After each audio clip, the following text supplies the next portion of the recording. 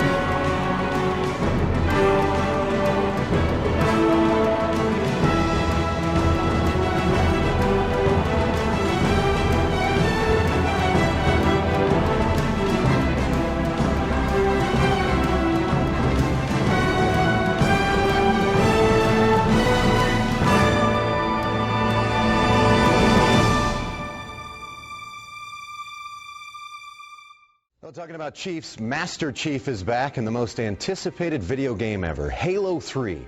The official release is tonight at midnight, which of course means hardcore gamers are lining up to get first crack at it. Halo 3 is one of those special games that managed to package together multiple different elements of game design to create something that really felt larger than the game itself. At the time of release, Halo 3 was a phenomenon. It was the game to play, and it really pushed the Xbox 360 into so many players' homes as a definitive system seller. Fans of the series were excited to dive back into Master Chief's story and experience what an all-new console could offer them, and once the game was released with very high praise, many new fans were eager to jump into the world of Halo to see what it was all about. The game was so popular and included an incredible amount of depth that whole communities formed around the game, and it really felt like Halo was the pinnacle of what an FPS game could be. It not only included a campaign mode that expanded and iterated off of the prior two games in both design and story, but further pushed the boundaries of its multiplayer and online experiences as well. Many fans of the series would argue that Halo 3 represents the series at its greatest, or at least its most complete, due to the variety it offered and how it managed to nicely wrap up the conclusion to the stellar original trilogy. When talking about Halo 3's campaign, there is one thing above all else that Bungie really nailed in this game that left a lasting impact on those who played it, and I think that's just how goddamn epic the campaign is.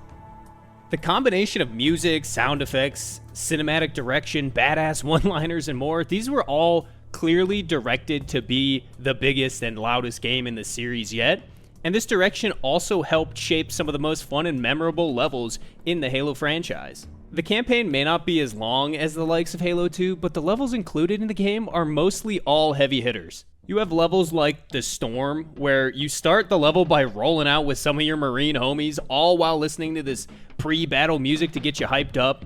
And after fighting a few smaller enemy groups, you then are led into this exterior loading bay section or something. And it's this open field where you're assigned to take out some AA wraiths with your fellow troops. The thing is, you can do this in a variety of ways. You know, you can go in yourself and blow up the wraiths with rockets. You can hijack an enemy ghost and get quick over to the wraiths with that and plant nades on them. Or you can just drive your teammates around, give them a rocket launcher, and just have them go at it from a mongoose while you can just kind of dodge all the wraiths' fire and just let them blow it up. It's great. And if you found yourself thinking that was just awesome, the level just ramps up from there in epicness and scale. The next area you move into introduces the Scarab, which continues the design of allowing the player to fight it in multiple ways, right? You can go for the legs, there's an elevator that you can jump off to and try to board it that way. Most of the levels in the game have this sandbox feel. I would say also, as far as vehicle gameplay goes, Halo 3 has some of the best levels in the series for that. You get these grand open landscape levels which are just a blast to play through, especially with a friend. And there's this great sense of balance between the vehicle gameplay and the on-foot sections throughout. I'm glad the game leans so far into this design because so much of the fun comes from the way the player gets to use these different weapons, equipment, and strategies to handle these different situations. I could talk about all these different small design details for hours, I'm sure, but I want to move on as the campaign is just a brief part of the package. Now, when it comes to Halo 3's multiplayer, Bungie blended together both competitive and casual modes so that players of all kinds could enjoy the experience. There is a crazy amount of depth to Halo 3's multiplayer, and that's mainly due to the various ways you can design around the weapon and vehicle sandbox that Halo has. Halo's core mechanics have always centered around its sandbox, and Halo 3 expanded that sandbox with interesting new weapons, vehicles, and the all-new deployable equipment options. New additions include things like the gravity hammer, the chopper vehicle, new grenade types, and some of these new equipment options are things like the grav lift, the power drain, bubble shield. And these gave the developers a lot of new goodies to experiment with, and these new options really served to facilitate new forms of gameplay. And while there were many new additions to the game, Bungie still made sure not to lose sight of what their bread and butter was. The battle rifle was still king, and that's not a bad thing. Its burst fire mechanic is precise and requires the player to hit multiple bursts to the enemy's head in order to kill them most effectively, although it has been changed slightly from Halo 2. It's no longer a hit scan weapon and now it is a projectile based weapon, so it is a little bit different, but it still gives the player a nice learning curve and a skill gap to using it, and when mastered it still feels really satisfying. They knew what worked from the previous games, and the new additions were there to supplement the core gameplay, not replace it. Although, many people do complain about the inclusion of the deployable equipment, and there's definitely some validity in those opinions. Equipment worked in a way that affected both friendly and enemy players, so it seemed like it should be balanced. If I throw down a grav lift or a bubble shield, my enemy could utilize that same option for their benefit as well, right? Well, the problem here is that now that Halo 3 showcases both primary and secondary weapons on the player model, both players can see what options their enemy is working with so they can predict and plan on how to act. This is true for weapons, but along with grenades, equipment is kept hidden from the enemy players, and it doesn't appear anywhere on the player model. Some forms of equipment like the power drain are a bit too powerful and easy to use, and reacting to them once they're thrown can be basically impossible in many cases. It makes certain equipment feel almost like a power weapon that the other player can't see or predict, which really doesn't have a place in a competitive environment. Though, the equipment still really works well in casual modes because of the amount of interactivity they allow for with the rest of Halo's sandbox. But what are some examples of this interactivity? What makes the combination of Halo 3's equipment options with the rest of the sandbox so important? Well, here are just a few examples of what's possible in the game.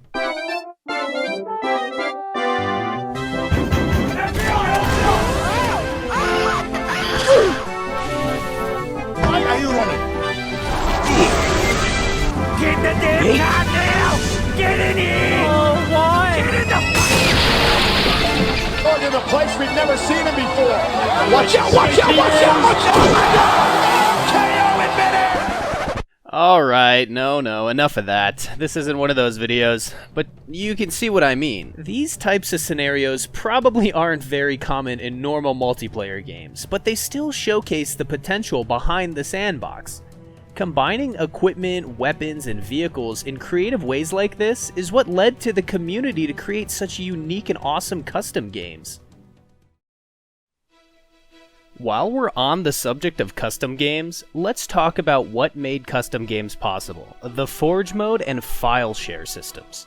It wasn't enough that Halo 3 had normal multiplayer modes and ranked modes. No, Bungie went a step beyond and gave the community the tools to create their own experiences, because they knew how unique and creative the sandbox was. The Forge mode let players adjust values, place objects, and experiment with designing their own Halo maps and modes in a very user-friendly way for the time.